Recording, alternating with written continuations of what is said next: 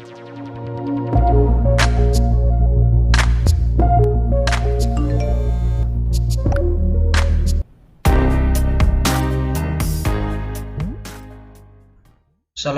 warahmatullahi wabarakatuh.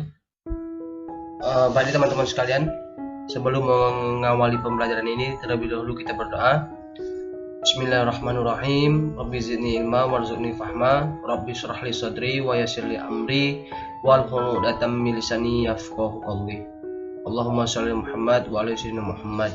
Baik teman-teman sekalian, kali ini kita akan mempelajari yaitu FR, yang mana kita akan mendalami lagi ya teman-teman FR terupdate ini, yaitu rekapan pada tanggal 8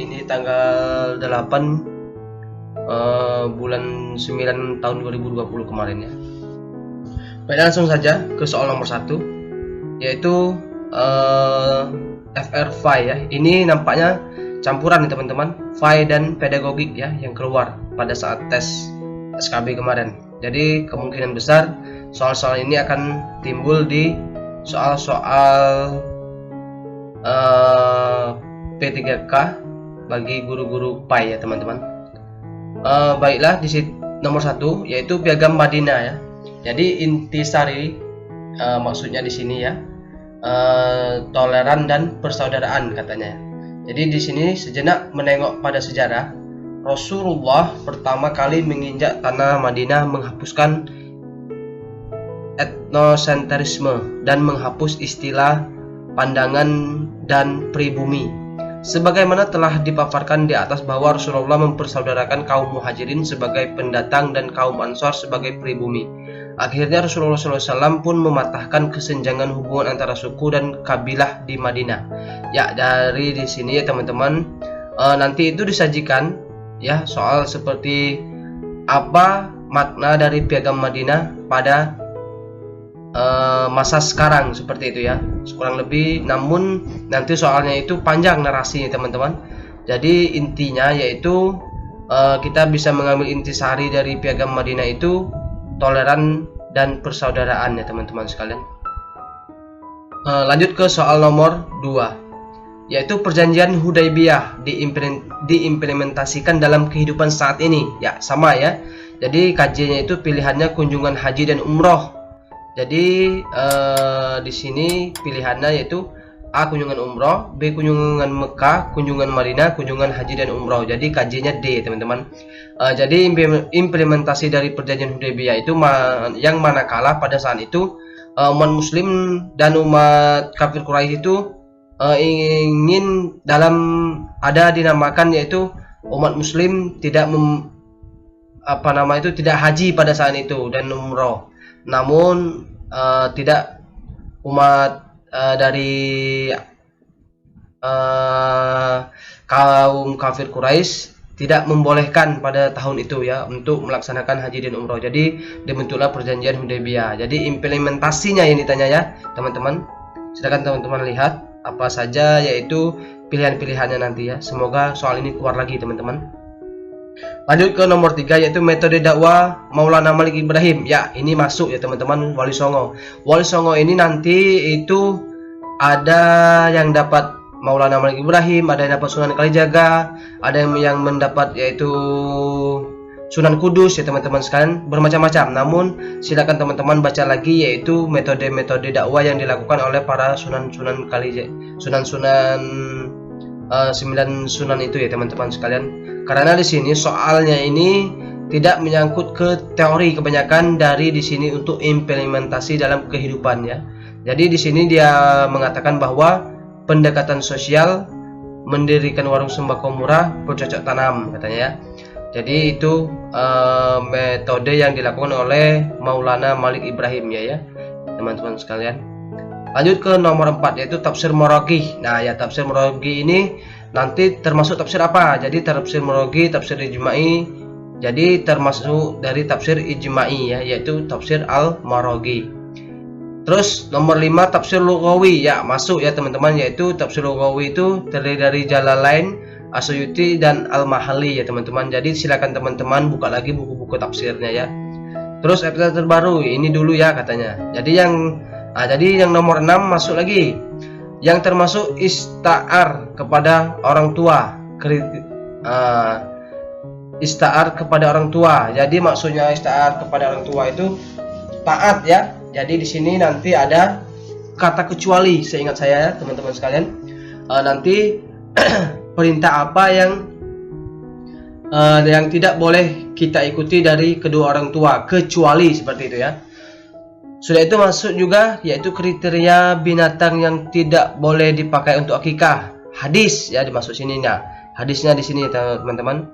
Qala finar Rasulullah sallallahu alaihi wasallam qol arba'in tajurun fis haya. Silakan teman-teman baca sendiri di sini. Ya, dari Al-Bara bin Azaib Rasulullah radhiyallahu anhu ia berkata Rasulullah SAW pernah berdiri di tengah-tengah kami dan berkata ada 4 cacat yang tidak boleh pada hewan kurban. Dan jadi di sini ya teman-teman sekalian, dalam pendekatan ini jadi untuk hadis tentang kurban atau akikah itu disamakan ya. Jadi nanti itu hadis dan kurban, karena akikah itu tidak terlalu eksplisit ya ciri-cirinya, jadi diambil dari hadis tentang kurban ini teman-teman sekalian. Buta sebelah dan jelas sekali kebutaannya, sakit dan tampak jelas sakitnya, pincang dan tampak jelas pincangnya, sangat kurus sampai tidak punya sumsum tulang. Itu ya, dikeluarkan oleh yang 4 penulis kitab, yaitu Sunan, ditambah dengan Imam Ahmad ya, disahihkan oleh At-Tirmizi dan Ibnu Hibban. Jadi ingat itu yang teman-teman sekalian. Jadi ini ada kata kuncinya ya, aura'u bayinu awaruha. Nah, itu ya. Jadi buta sebelah dan jelas sekali kebutaannya. Jadi di sini ada kata-kata kuncinya teman. Silakan teman-teman ambil intisarinya ya dari soal-soal ini. Terus tafsir, ini bukan Pak Bu kriteria yang tidak boleh pakai akikah katanya tadi ya. Jadi tafsir yang termasuk bil adab ijma'i ya. Jadi masuk itu ya. Jadi teman-teman sekalian, bil adab ijma'i itu silakan teman-teman lihat apa saja karangan-karangan tafsir yang termasuk bil adab ijma'i ya. Nomor 7, ada saya juga dapat Pak katanya, hikmah beriman kepada malaikat dalam kehidupan sehari-hari kecuali, opsinya itu ya. Jadi memenuhi sebagai kebutuhan hidup, memenuhi separuh kebutuhan hidup, memenuhi semua kebutuhan hidup, memenuhi sebagian besar kebutuhan hidup, memenuhi seluruh kebutuhan rumah tangga. Jadi ingat kecuali teman-teman, jangan jadi teman-teman sekalian nanti dalam pembacaan soal silakan teman-teman ikuti apa yang diinginkan soal. Jangan apa yang diinginkan teman-teman atau kata hati teman-teman. Yang diinginkan dalam soal apa? Jangan melenceng apa yang diinginkan dalam soal ya teman-teman sekalian. Jadi kebanyakan itu orang itu salah. Jadi dia menginginkan apa yang ia ketahui seperti itu. Jadi dia tidak membaca lagi implisit atau yang diinginkan soal itu apa seperti itu ya. Ya, memenuhi ke seluruh kehidupan rumah tangga itu termasuk itu dari tanggung jawab seorang suami ya, bukan dari apa hikmah beriman kepada malaikat ya teman-teman sekalian. Lanjut ke nomor 8, ada juga seorang bapak memberi sepeda kepada orang lain untuk digunakan jualan ke pasar. Itu termasuk apa? Hadiah, wakaf atau hibah. Jadi ingat itu termasuk dari hibah ya teman-teman sekalian. Jadi bapak itu memberi sepeda kepada orang lain untuk digunakan jualan di pasar. Jadi itu termasuk apa? Itu pertanyaannya. Jadi di sini kajiannya hibah ya teman-teman. Lanjut nomor 9, ada juga alokasi waktu. Nah, ini pedagogiknya yang saya bicarakan di awal tadi ya. Jadi ada juga alokasi waktu pelajaran untuk MIPA dan non MIPA. Ya, alokasi waktu untuk MIPA lebih tinggi daripada non MIPA pada semua jenjang pendidikan. Kajinya karena kedalaman materi lebih luas. Ingat. Jadi ini teman-teman dikasih nanti soal walaupun kita guru agama seperti itu, namun dalam pembelajaran pedagogik itu nanti ada bukan bermulu-mulu tentang agama ditanyakan dalam pedagogiknya. Nanti ada IPS, IPA seperti itu ya. Namun itu sama fungsinya sebagai guru ya teman-teman sekalian. Jadi Kalau alokasi waktu per minggu itu MIPA itu sampai dengan 5 kali jam pertemuan per minggu. Kalau non MIPA itu 2 kali jam pertemuan per minggu. Jadi dapat diartikan bahwa banyaknya jam pertemuan itu banyaknya yaitu dikarenakan alokasi waktu itu karena kedalaman materinya lebih luas. Kalau yang MIPA, kalau yang non MIPA itu karena materinya ibaratnya tuh materi itu tidak lebih luas dari pembelajaran yang MIPA ya teman-teman sekalian. Terus nomor 10. Nah, jadi ke agama lagi kita ya. Yaitu ayat-ayatnya tadi tentang air, tapi tanya opsi pilihannya itu mengandung kata ma'a semua, tanya ma'a itu air artinya.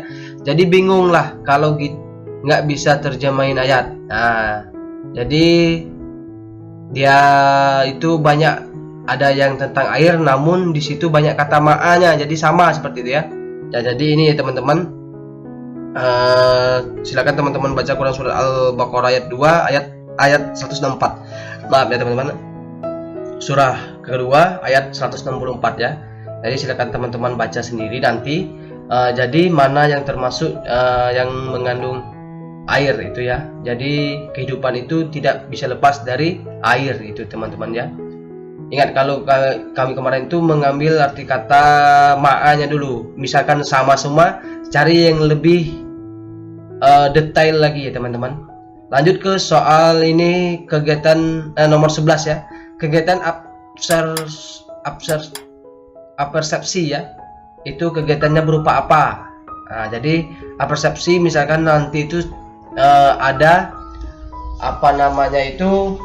soalnya yaitu tentang apersepsi. Nah, kegiatan guru itu apa untuk kegiatan apersepsi itu ya teman-teman sekalian. Nah, jadi di sini kegiatan apersepsi itu intinya kegiatan dalam pendahuluan pembelajaran. Contoh, mengaitkan materi yang lalu dan yang akan dibahas. Ya, sudah itu bernyanyi di awal. Maksudnya bernyanyi di awal ini bernyanyi di awal pembelajaran ya. Pembelajaran kita saat mengawali pembelajaran. Sudah itu tebak-tebakan dan stimulus yang lainnya. Itu ya teman-teman yang dimaksud dengan kegiatan persepsi ya. Kalau sebagai guru itu harus paham ini teman-teman sekalian. Jadi itu bagian-bagian dari kegiatan persepsi. Terus yaitu dari sini ada yang dinamakan prinsip penilaian, yang ada orang tuanya marah-marah karena nilai anaknya anjlok, termasuk prinsip apa? Nah, ini sudah kita bahas pada materi-materi sebelumnya, yaitu masuk ke penilaian guru dalam prinsip yaitu akuntabel, bisa dipertanggungjawabkan. Jadi akuntabel, jadi teman-teman sekalian, akuntabel ini termasuk dalam prinsip penilaian, yang mana prinsip penilaian itu terbagi menjadi 8 kemarin ya teman-teman, yaitu ada sahih, adil, objektif, menyeluruh, sistematis, beracu kriteria, akuntabel. Sudah itu apalagi teman-teman, silakan teman-teman buka materi yang admin share kemarin ya. Itu ya teman-teman. Ingat saja, kalau misalkan orang tua itu marah-marah ingin dengan nilai anaknya yang rendah, maka guru itu harus menunjukkan nilai yang real yang ada di catatan guru, yaitu termasuk akuntabel. Ingat, kalau misalkan guru marah-marah sesudah itu wali murid marah-marah, namun guru itu merubah nilainya lebih tinggi karena itu termasuk dalam anggota keluarganya, maka itu termasuk penilaian yang objektif ya teman. Dia termasuk yang melanggar prinsip penilaian objektif ya teman-teman. Itu saja ya.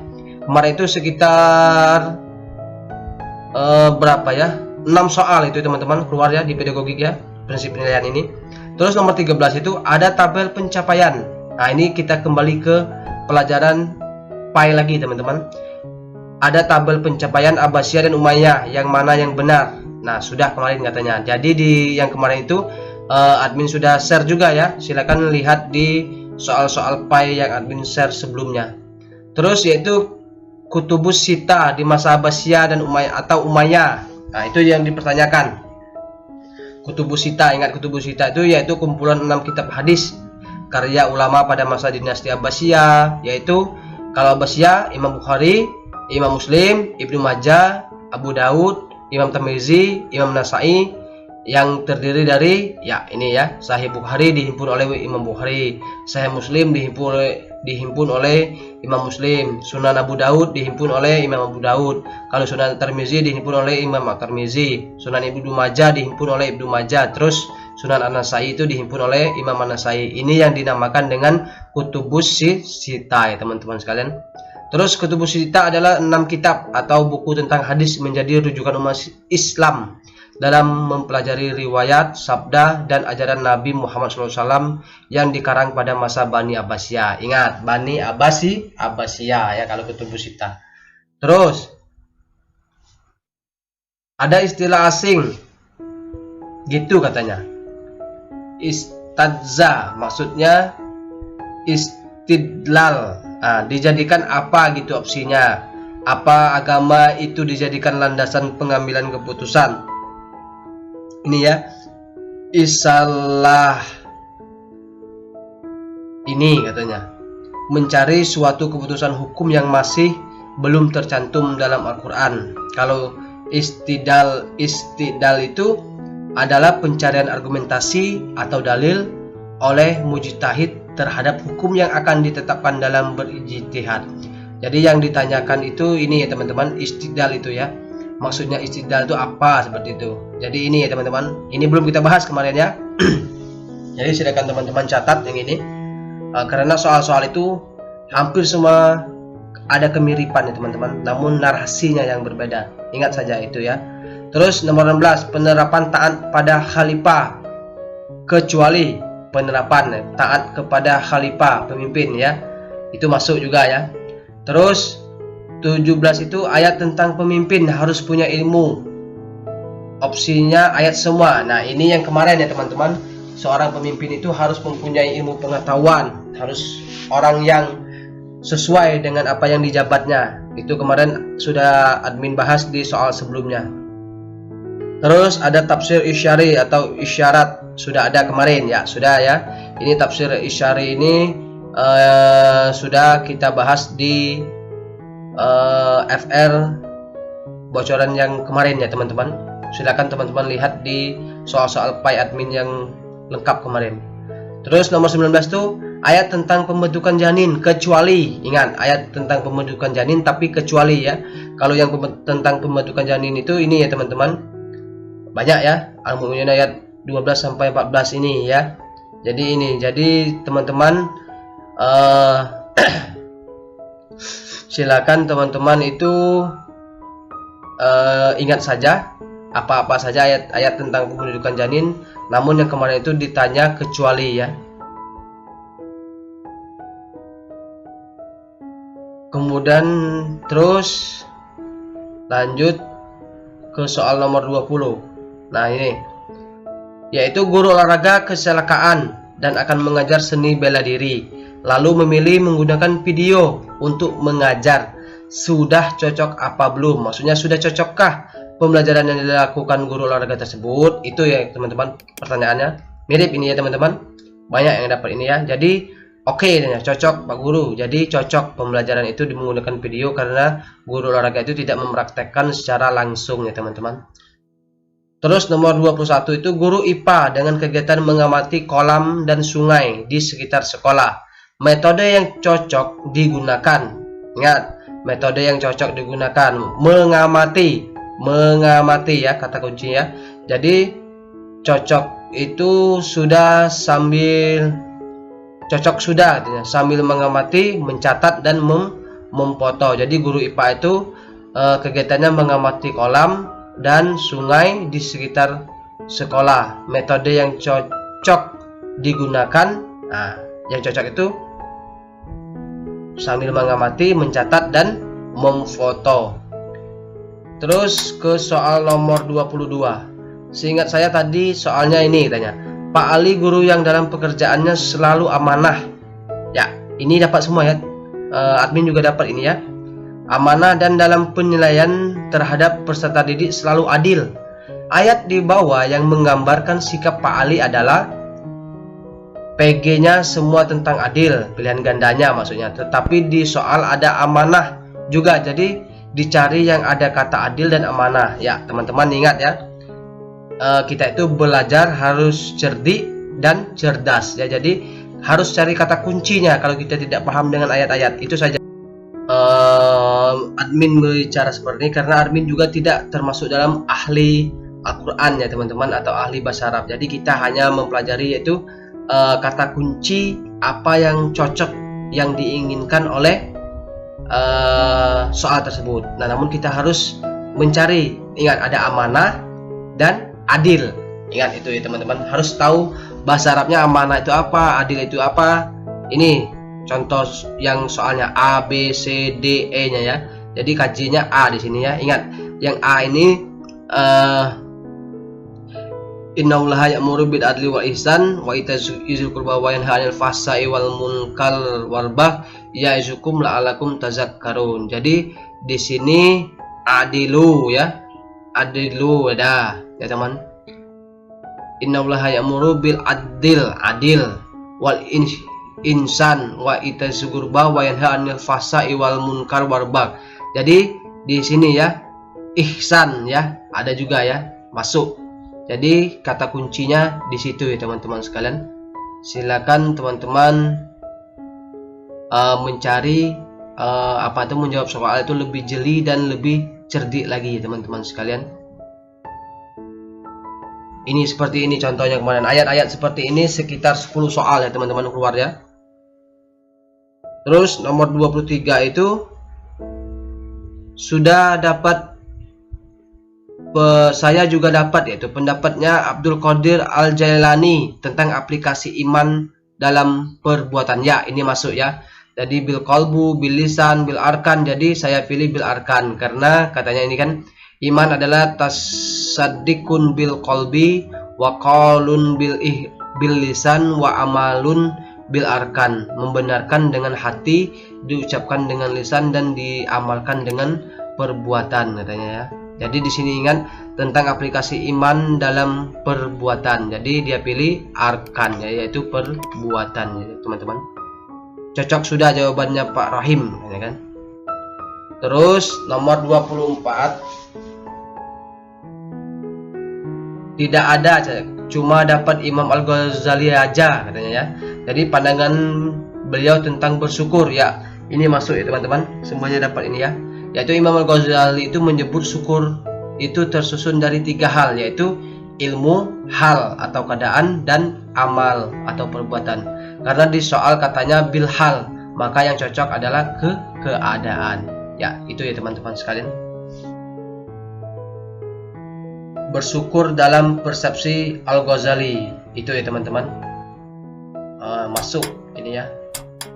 Ini belum kita bahas pada soal yang kemarin ya teman-teman sekalian. Lanjut ke soal nomor 26, yaitu kemarin ada soal kurang lebih intinya gini katanya. Suara pemimpin memperoleh uang dengan jalan korupsi. Seorang pemimpin memperoleh uang dengan jalan korupsi. Dari yang dia menjadi pemimpin itu halal, kemudian hukumnya menjadi haram. Karena A. haram li ghairihi, B. haram li zatihi, C. sahiha niyati, D. sahiha lupa katanya. Jadi KJ-nya itu A ya, haram li ghairihi. Jadi di sini teman-teman kita dapat membedakan soal yang tahun lalu dengan yang tahun kemarin yang banyak yang dapat, yaitu soal-soal ini banyak diimplementasikan dalam kehidupan sehari-hari. Jadi tinggal kita saja yang mengingatkan ya. Kalau li ghairihi itu dia itu hukumnya menjadi dari seorang pemimpin itu jadi halal kemudian bisa menjadi haram karena dikorupsi, maka li ghairihi dia merubahnya. Kalau li zatihi itu memang sudah jadi haram ya teman-teman, misalkan menjadi bos bandar narkoba itu memang dari zatnya itu memang sudah haram ya teman-teman sekalian. Terus saya ingat kemarin kayaknya ada ayat ini ya teman-teman, yaitu laisal birra antuwallu, tentang apa? Ingat itu ya, Al-Baqarah ayat 177, yaitu tentang iman dan takwa. Jadi teman-teman sekalian silakan membaca lagi, silakan dilihat lagi ayat-ayat Al-Qur'annya ini ya.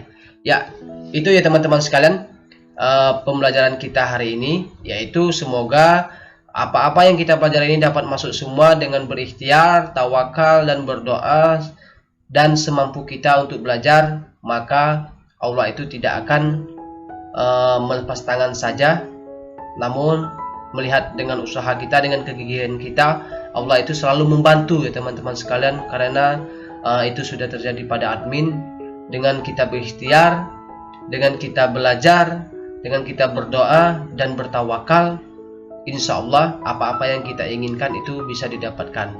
Ingat, sesuatu kesuksesan itu dapat berjalan ketika kita sudah memulai melangkah terlebih dahulu. Dengan itu, Mimin harap pembelajaran ini dapat bermanfaat untuk teman-teman sekalian. Jangan lupa like dan subscribe. Silakan share ke teman-teman yang lain. Wassalamualaikum warahmatullahi wabarakatuh.